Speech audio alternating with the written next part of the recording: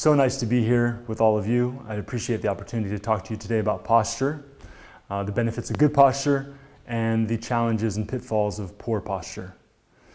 So today we're going to really focus on more information. There'll be more instructional videos, I believe, to follow. But for now, we're going to focus on really understanding the concepts of good posture, why we want to have it, what the risks are of not having it, and some simple beginning tips to encouraging your body to be in the proper alignment. Okay, so poor posture, meaning either too flex forward and rigid, or too flex back and positioned out in a way that's creating tension in the opposite way, is going to lead to several different things. And I'm gonna go from external to internal. So on the outside, it's going to lead to muscular imbalance. It's going to lead to dysfunctional compensation. It's going to lead to joint immobility or hypermobility. It's going to lead to CNS stress, central nervous system stress. It's going to lead to psychological and emotional distortion or trauma. Basically setting up the opportunity, setting up the likelihood for more trauma to be settled into you because you're not in a balanced place to deal with the forces and challenges of life. And it's going to lead to an energetic or spiritual disturbance. Okay, so we'll just talk about this a little bit. There's chains of compensation. Basically, the loss of isolating ability leads to pain and dysfunction, tension and weakness, right? When you have a chain, so the body is not just isolated muscles working. They are, in order to have a healthy, functioning body, we need to have isolated ability to work with the muscles. But the fact is they're all working in chains throughout the body. One muscle is connected to the next in sets of, say, for example, the quadricep and the hamstring, right? They're a balanced pair. So the length or shortness of the muscle on one side, the quadricep, is going to have a direct correlation with the length and shortness of the hamstring. They work as a pulley system. Same with the outside inside of the leg, the bicep tricep, the rhomboids and trapezius, and the pecs, front to back. There's all these balanced muscle groups that work that way. Then we have chains of muscles that run from your toe all the way up the side of your leg through to the other side of the shoulder in these cross-rotational relationships that allow us to move and stay balanced in gravity and have, fluid flexion and strength. And that's what gets lost, right? We start to be in a certain, if we're only sitting, standing, or walking in a certain way, and we start to be a little more like a robot, or for example, sitting all day, we're going to get really short and tense muscles in our hips, and we're going to get overstretched and weak in the back. It's going to lead to lower back pain. It's going to lead to an imbalance, right? So there's all these different ways in which the imbalances can correlate in different chains throughout the body, and that leads to bigger muscle groups compensating for a lack of strength, right? Enough healthy tension, or too much tension and an inability of the brain to fire the muscle and get the response it needs to balance and keep you mobile and safe, basically. So you're either going to be in a pattern of overcompensating, or these other muscles will just compensate and take over for weakness in other areas. So again, that's something we have to work on, is increasing the ability to have isolative ability, but also strength and length, so which we call healthy tension. So this is a bone, two bones, the tendon, and the muscle belly, any muscle in the body, right? We tend, if for example from here to here is the range of a muscle, to either shorten or lengthen, we tend to operate here and here. So if this is our full range of motion of any muscle group, we tend to be like here. Unless you're really healthy in your tissue, you're strong and you're long, you tend to be isolated in some sort of middle range.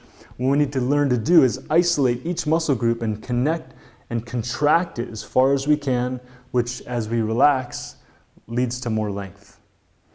And then the health and basically flexibility of our body is determined by how much strength and length we can have through any range of motion.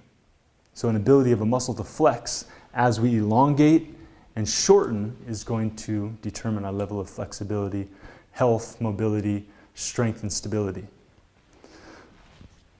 So when we can flex more, when we can contract a muscle more, it leads to less stress, less holding in the muscle. If a muscle is holding on to 50 pounds of force and it's just resting tension in that muscle, then we need to squeeze with more than 50 pounds and really flex into it, and then it relaxes.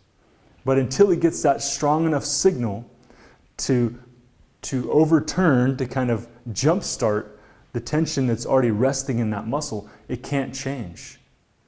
And it will stay asleep, and the brain-muscle connection will be weak, and then we'll have imbalances within our system, our posture, and our performance, and our health, based in that inability of muscle-brain connection. So, a few things. Poor posture leads to decreased blood flow, like I said, nerve communication, oxygen flow, right? It depresses the body responses. So, any communication within the body, it lowers testosterone and raises cortisol. There's a great TEDx by a woman named Amy Cuddy that talks all about that. So, because people talk about, when you see someone with good posture, like upright, strong posture, like wow, they're really confident. That's one of the main things that we notice and we feel right away when someone's standing up, clear and strong, and their chest is back and they're open. Like, wow, they have a lot of confidence, And it's interesting because the more upright and open we are in our posture, the more testosterone we produce, man or woman. It's not just a man's hormone. Like testosterone is needed for forward motion and goal-directed activity and forward motion in our lives, activation basically. So men or women, we both have testosterone for that as well as a bunch of other purposes. And the better our posture is, the more that we're going to produce testosterone. The worse it is if we're really slumped over and we're kind of in this kind of position, then we're going to be producing more cortisol, which in an extended way is a whole other video. But if we have a lot of cortisol for an extended period of time in our body, it's leading to extreme amounts of stress and creating haywire reactions within the body. And it's really eating away at our health. So, and there's many things we could talk about in terms of cortisol, so I'll just leave it at that. You can research that. Obviously, poor posture is going to increase wear and tear on your joints and connective tissues in the same way that you go to take your car to the mechanic and align the wheels and balance the tires. If you don't do that, it's going to wear away the ball joints in your alignment, your suspension, and you're going to have to replace those parts. Challenges with the body is it's very expensive, very painful, and only temporary, and we do not want that. We want the stress of life to be resting in our muscles, not in our connective tissue, and not in our bones, because they're much more difficult to repair and much more difficult for the body to heal, and we really want that tension of life to stay within the musculature.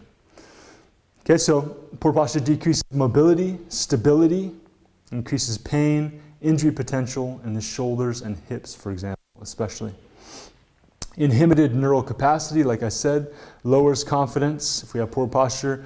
Reflection of mental, emotional, energetic perceptions and feelings, right? It's not just that we have poor posture because of an injury or because of some physical habitual thing. There's always underlying that habitual response that leads us into a certain pattern of poor posture is going to be mental and emotional stress. There's trauma that we go through. There's who we're mirroring in our lives, but the whole story is really based in stress. If we didn't have that stress, why would we be in a position like this protecting ourselves, feeling burdened energetically? We would just be naturally upright like we are when we were children. You look at a child's posture, their belly's out, they're nice and upright, they're just totally relaxed, And we would be that too if we hadn't been burdened by stress and trauma. So, again, decreases function of internal organs. So crucial. How much of our energy is based on the free flow and high function of our internal organs, brain especially, right? If our organs are not getting proper nerve flow, blood flow, and lymphatic flow, our life force is diminished and our ability to to stay focused and clear, to digest food well, to eliminate toxins, all these things and more are diminished. And obviously can manifest as a disease. So I just got into these, there's nerve plexuses from head to feet really, but in particular from the sexual organs to the brain. There's many different nerve plexuses they mirror the chakra system really. There's these core central balls of where there's a lot more density of nerve tissue, and it flows out from these certain centers like the diaphragm and the heart and the throat and the head. And when those are cut off or not functioning well, then our organs, all the way from brain to sexual organs, are going to be diminished in their health and functioning.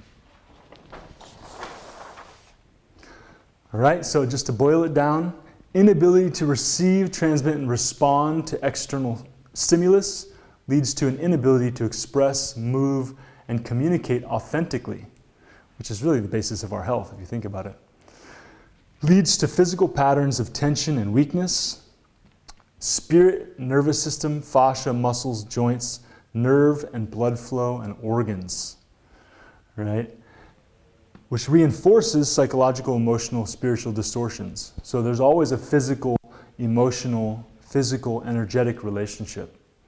And it becomes both. Like for example, if we had a physical injury first, then maybe it would lead us into, if we're immobile, we're suffering and we're in pain, that's going to lead to a lot of emotional and psychological distress and disturbance, which then is going to feed back into the pain pattern physically. Right? If we started out with a lot of emotional stress, trauma from our upbringing, say we were abused as a child, then that energy is going to feed in and create muscular and connective tissue patterns of trauma and tension, and it's going to distort the bones of the body, the skeletal system, and then that's going to feed back in and reinforce and create more emotional and psychological disturbance. So they feed each other in either direction. What we want to understand is that in order to get out of this, which we're going to get into, is that it's a balance. It's a balance of two things: physical corrective processes and mental emotional awareness and practices. So it's not just enough for me to only, okay, I'm going to stand up straight. Okay, I'm going to stand up straight. And just constantly reminding yourself to hold a position is helpful, but if you're not retraining the musculature and you're not pulling tension out of the fascia, and you're not addressing the alignment of the bones after you've done the soft tissue work, then you're going to continue to revert to that pattern. And it's going to take a lot of neural energy and a lot of your focus just trying to pull yourself constantly back into or forward into a position that is balanced wherever you're coming from. So we want both. We want the awareness, and then we want the corrective exercises, and we want to work them together consistently.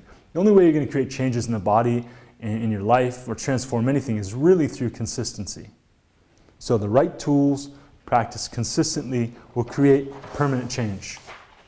All right, so now that's done. We get into the good news. The good news is the body's very, very intelligent, and it wants to be in balance all the time. Right? It has a constant desire to realign us in any way that it's off balance. Thank God, right? This innate intelligence is working for us and with us. We just need to figure out how to communicate and work with it. The challenge is we have to be, like I said, consistent in the majority of corrective processes and techniques if we want permanent change. So we're rehabilitating through re-education. So we have a concept, we understand what we need to do, and then we have to do the work, the rehabilitative work. The combination of the two, working together, will create better harmony, more balance, and better posture, better functioning on all levels.